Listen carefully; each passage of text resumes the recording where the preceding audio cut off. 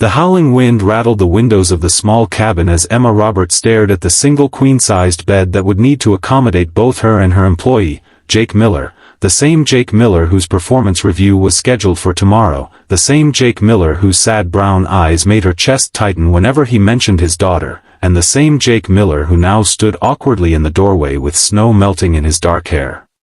If you've ever found yourself caught between professional boundaries and undeniable attraction, don't forget to hit that like button and subscribe for more stories that explore the complicated terrain of modern relationships. "I can sleep on the floor," Jake offered, his voice barely audible above the storm. The company retreat had gone terribly wrong when an unexpected blizzard stranded them at this remote mountain resort. While the rest of their colleagues had managed to secure the last available rooms, Jake and Emma, who'd stayed behind to finish a crucial presentation, found themselves sharing the last accommodation, a tiny caretaker's cabin with minimal amenities and maximum awkwardness. Emma shook her head. "Don't be ridiculous. It's freezing, and we're both adults." She tried to sound confident, authoritative, the same tone she used in the boardroom that had earned her the nickname Ice Queen around the office. But something about the intimate space made her voice waver. Jake set his bag down, careful to maintain the professional distance he'd cultivated over the 2 years he'd worked under Emma at Horizon Marketing. As the department head, she was brilliant, demanding, and completely intimidating. As a single father struggling to balance career ambitions with raising 8-year-old Lily, Jake couldn't afford to complicate his work relationship with the woman who held his financial security in her perfectly manicured hands. "I appreciate that, but I insist," he said, already pulling a spare blanket from the closet. "I've slept in worse conditions during camping trips with Lily." At the mention of his daughter, Emma's expression softened. Though she maintained a strict policy against mixing business with personal matters, she couldn't help but admire Jake's dedication to fatherhood. In the rare moments when he spoke about Lily during lunch breaks, his entire demeanor transformed. The exhausted marketing analyst became an animated storyteller, his eyes crinkling at the corners when he described his daughter's latest science project or soccer triumph. "How is Lily handling the science fair project?" Emma asked, surprising herself with the personal question. She busied herself with unpacking her overnight bag, avoiding his startled gaze. Jake paused, clearly taken aback by her interest. "She's actually struggling a bit. The volcano experiment isn't working out as planned. There's been a lot of baking soda casualties in our kitchen." A smile tugged at Emma's lips. "I won my 5th grade science fair with a spectrophotometer built from household items. Perhaps I could offer some guidance when we return." The silence that followed was heavy with unspoken questions. In 2 years, Emma had never revealed anything personal about herself. The brief glimpse into her childhood hung between them like a delicate thread. Outside, the storm intensified. The lights flickered once, twice, then plunged the cabin into darkness. "Perfect," Emma muttered, fumbling for her phone to activate the flashlight. Jake moved with surprising efficiency in the darkness, locating candles in the kitchen drawer and lighting them carefully. The warm glow illuminated his features, the worried crease between his brows, the stubble along his jaw that he normally kept perfectly shaved at the office. "The resort manager mentioned this might happen," he explained, setting candles around the small space. "The backup generator should kick in for the heating system, but the electricity might be out until morning." Emma hugged herself, suddenly aware of how cold the cabin had become. "At least we finished the Henderson presentation before the power went out." Jake nodded, then hesitated. "I've been meaning to talk to you about that project, actually. There are some additional metrics I think might strengthen our proposal." He stopped abruptly. "Sorry, not the time. We should probably conserve our phone batteries and get some rest." "No, I'd like to hear your thoughts," Emma said, surprising herself again. In the candlelight, away from the fluorescent glare of the office, their professional dynamics felt different. Without the watchful eyes of co-workers and the pressure of deadlines, Jake seemed less like her subordinate and more like a colleague. A peer. As they sat huddled under blankets, reviewing the presentation points on Jake's tablet, Emma found herself genuinely impressed by his insights. He had a natural intuition for client needs that complemented her more analytical approach. "Why haven't you brought these ideas up before?" she asked. Jake's expression clouded.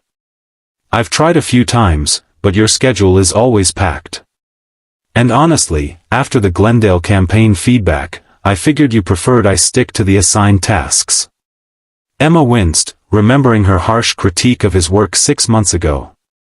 She had been under immense pressure from the board, facing her own deadline nightmares, and had taken it out on her team, especially Jake, who had submitted a campaign proposal that deviated from her specific instructions.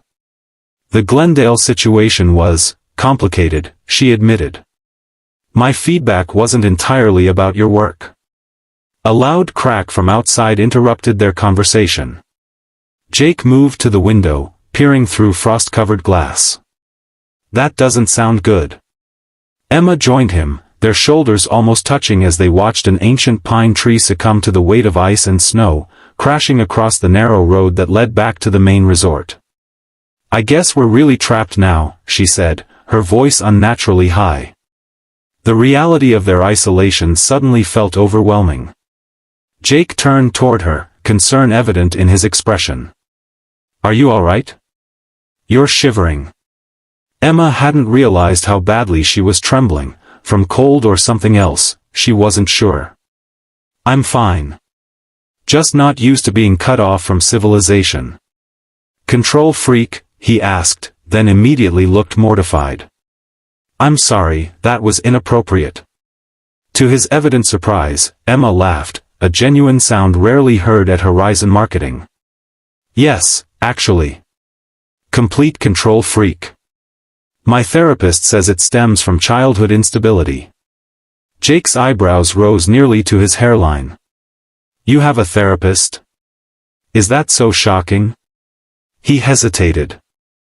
"I just always assumed you had everything figured out. You never seem rattled by anything at work." Emma moved back to the couch, pulling the blanket tighter. "That's the point of the carefully constructed facade, Jake. Nobody respects a female executive who shows vulnerability." The conversation shifted then, moving into territory neither had anticipated. As the candles burned lower and the storm raged outside, they shared stories, Emma about the challenges of climbing the corporate ladder as a woman in a male-dominated industry, Jake about the devastation of his wife's abandonment 3 years ago, leaving him to raise Lily alone. "She just decided parenthood wasn't for her," Jake explained, staring into his mug of instant coffee they'd made with hot water from the tap. "Walked out when Lily was 5. The divorce papers came 2 weeks later." "That must have been incredibly difficult," Emma said softly. Jake nodded. "The hardest part was explaining to Lily why her mother didn't want to be in her life anymore. Kids blame themselves, you know. No matter how you phrase it." Emma's chest tightened. "My father left when I was 12. My mother worked 3 jobs to keep us afloat. I still remember waiting by the window every Sunday for 2 years, convinced he would come back." "Did he?" "No." Emma's voice was flat. "But I decided then that I would never be in a position where someone else controlled my security. Hence the control freak tendencies." The temperature in the cabin continued to drop as night deepened. They could see their breath forming small clouds in the candlelight. Emma's teeth began to chatter despite the layers of clothing and blankets. "This is ridiculous," Jake finally said, looking at the bed they'd both been avoiding. "We're going to freeze if we don't conserve body heat." Emma followed his gaze, a flush warming her cheeks despite the cold. "Very practical, Mr. Miller." "I'll stay on top of the covers if you prefer," he offered, the perfect gentleman even as his own body shivered uncontrollably. In the end, practicality won over awkwardness. They arranged themselves cautiously on opposite sides of the bed, a fortress of pillows between them, fully clothed under layers of blankets. Emma lay rigid, acutely aware of Jake's presence just inches away, while outside, the wind screamed like a living thing. I can hear you thinking from over here, Jake murmured after several minutes of tense silence. Emma turned her head slightly. I'm wondering how we'll ever maintain professional boundaries after this. Monday morning is going to be exceptionally uncomfortable. Only if we make it uncomfortable, Jake replied. Nobody needs to know about our conversation. Or this arrangement. And your performance review? Jake shifted slightly. I trust you to be fair, regardless of tonight. His simple statement of trust touched something deep within Emma. How long had it been since anyone had truly trusted her as a person, rather than fearing her as a boss or competing with her as a colleague? Why did you choose Horizon? She asked suddenly. With your qualifications, you could have gone to a larger agency with better pay and more reasonable hours. The silence stretched so long that Emma thought he might have fallen asleep. Lily, he finally answered. After Rachel left, I needed stability more than advancement. Horizon's family leave policy and flexible scheduling options were better suited for a single parent. The office is 10 minutes from Lily's school, which means I can make it to her events during lunch breaks. Emma absorbed this information, feeling a pang of guilt. She'd always interpreted Jake's reluctance to work late or travel for business as a lack of commitment. Now, she understood it differently. I've been unfair to you, she admitted into the darkness. I judged your dedication based on arbitrary metrics without understanding your constraints. You didn't know. I should have asked. That's what good leaders do. Another long silence fell between them, but this one felt different, comfortable, even. Emma felt her eyelids growing heavy, the emotional exchanges and physical cold draining her energy. She wasn't sure when it happened, but sometime during the night, the pillow barrier dissolved. She woke briefly to find herself curled against Jake's chest, his arm draped protectively around her waist. Instead of panic or embarrassment, she felt an unexpected sense of safety. His steady heartbeat lulled her back to sleep before she could overthink the situation. Morning arrived with gentle sunlight streaming through frost-covered windows. Emma opened her eyes slowly, momentarily disoriented by the unfamiliar surroundings and the warm presence beside her. Jake was still asleep, his features relaxed in a way she'd never seen at the office, dark lashes resting against his cheeks.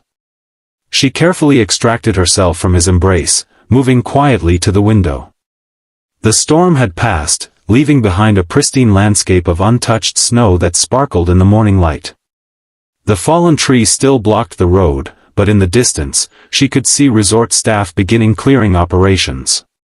Beautiful, isn't it? Jake's sleep-roughened voice came from behind her. Emma turned, expecting awkwardness but finding only a quiet comfort between them. It is. He joined her at the window, maintaining a respectful distance. About last night. Let's have breakfast first, Emma interrupted gently. I think there's some oatmeal packets in the kitchenette. As they shared a simple meal of instant oatmeal and mediocre coffee, Emma found herself studying Jake's face, really seeing him perhaps for the first time. The subtle humor in his eyes when he described Lily's latest attempts to train their elderly cat to perform tricks. The way he listened intently when she spoke about her career aspirations beyond Horizon. The quiet strength evident in how he'd rebuilt his life after his wife's departure. They've cleared the road, Jake noted, glancing out the window. We should be able to rejoin the others soon. Emma nodded, feeling a surprising reluctance to return to reality. Before we do, I want to be clear about something.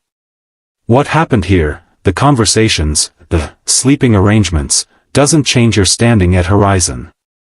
Your performance review will reflect your professional contributions, nothing more and nothing less.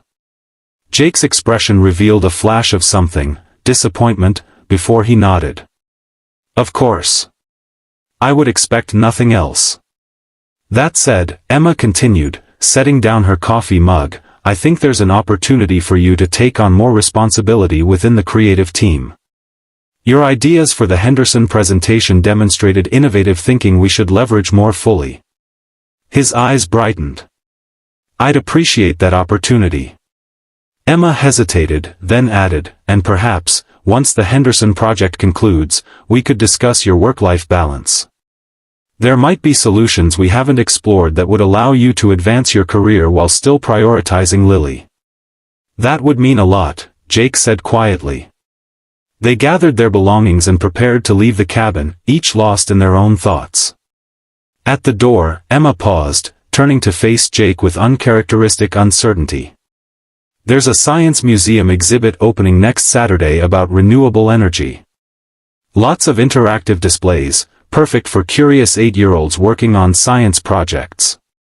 If you and Lily would like a consultant for her volcano situation, I could meet you there.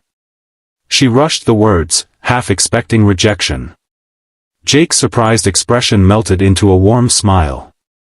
Lily would love that. And so would I. This isn't. I'm not. Emma struggled to articulate her intentions. Jake gently interrupted. Two colleagues helping a young scientist while getting to know each other outside the office. Nothing more complicated than that, unless we decide otherwise. No pressure. Emma nodded, relieved by his understanding. Exactly. As they trudged through the snow toward the main resort, maintaining a professional distance yet somehow closer than ever before, Emma reflected on the unexpected gifts the storm had provided. Not romance, not yet, anyway, but something perhaps more valuable, authentic connection, mutual respect, and the possibility of something more genuine than either had experienced in years. The presentation to their colleagues went flawlessly, with Jake and Emma demonstrating a newfound synergy that didn't go unnoticed by the rest of the team. If anyone suspected something had changed between the Ice Queen and the quiet single dad, they kept their observations to themselves. 3 months later, as spring flowers replaced winter snow, Emma found herself sitting on a park bench watching Jake coach Lily's soccer team, their professional relationship now complemented by a personal connection that continued to deepen with each passing week. The volcano experiment had won honorable mention at the science fair, with Emma's guidance proving invaluable. Sometimes the most unexpected storms bring the most beautiful changes. And as for what happened when they shared that bed? The transformation wasn't physical, it was something deeper, more profound. The walls between boss and employee, between isolated professionals just going through the motions, had melted away like snow in sunshine, revealing two people who needed exactly what the other could offer: understanding, patience, and the courage to trust again. If you enjoyed this journey of unexpected connection and new beginnings, don't forget to like this video and subscribe to the channel for more stories that explore the complicated, beautiful mess of human relationships. Remember, sometimes life's biggest blizzards lead us exactly where we need to be.